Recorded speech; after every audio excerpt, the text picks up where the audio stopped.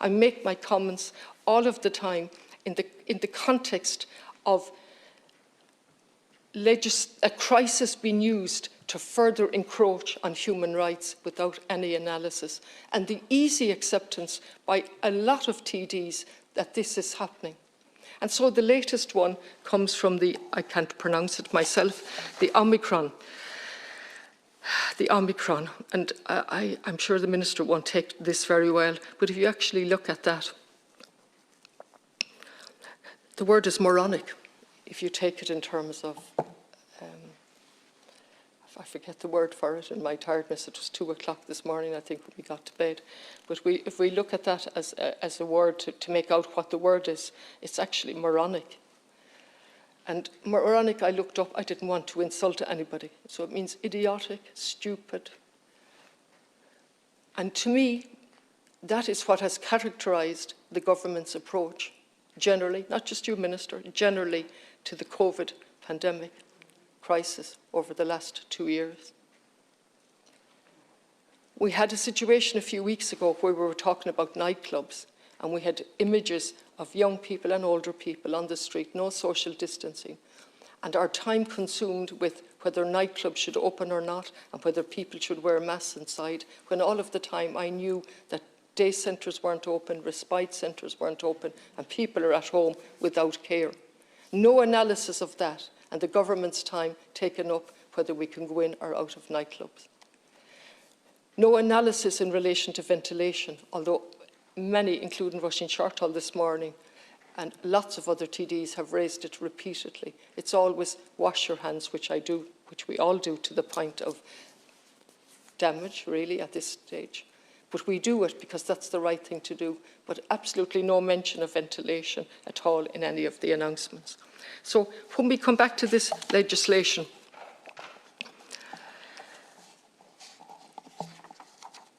as I said, it was published on Tuesday. I got to look at it today and while I was sitting in the chair on occasions. And it'll be guillotined today and passed through, even though there's no emergency today.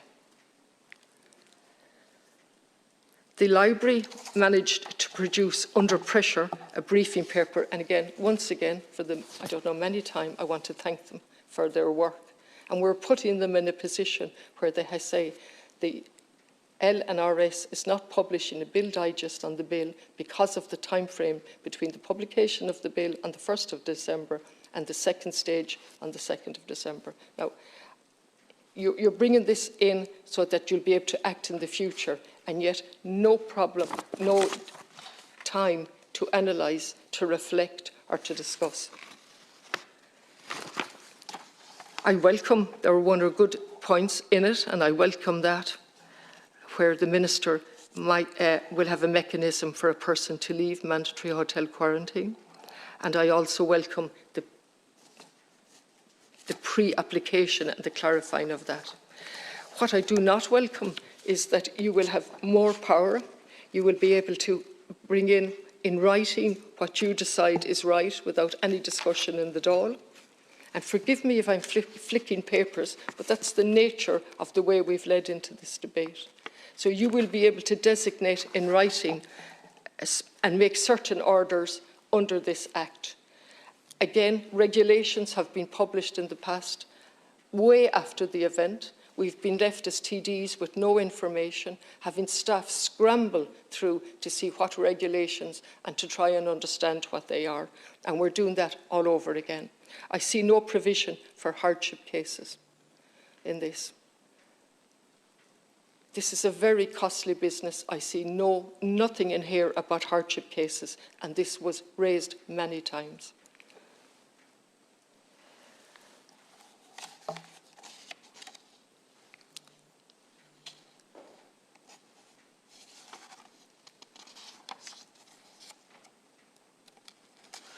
The constant confusion and obfuscation in relation to the PCR testing and antigen testing is just simply unacceptable. And the 3 days with the PCR and the 2 days the other way, 2 days with the antigen, and as has been mentioned already, and I heard that interview, the assistant professor from UCD on having, huge difficulty understanding the science behind this, and this is a virologist. And we're told all of the time to respect the scientific advice, and here's this man, academic, telling us he has great difficulty understanding it. And so that brings me back that each and every one of us have to try and read and listen and then come to our own conclusions and make our decisions as best we can in the knowledge that we must protect ourselves and each other. But we do that. Instead of that type of debate, what we have is a demonization of people who, for many reasons, and they're certainly not a homogenous group, decide not to be vaccinated for one reason or another. We have unacceptably gone down the road of them and us, or us and them. And now we are looking at children with an announcement that they must wear masks. Now, whether that's right or wrong, I have the greatest difficulty. I am actually delighted, Minister, delight is not the word, that my sons are older and I don't have to make those decisions now for them, because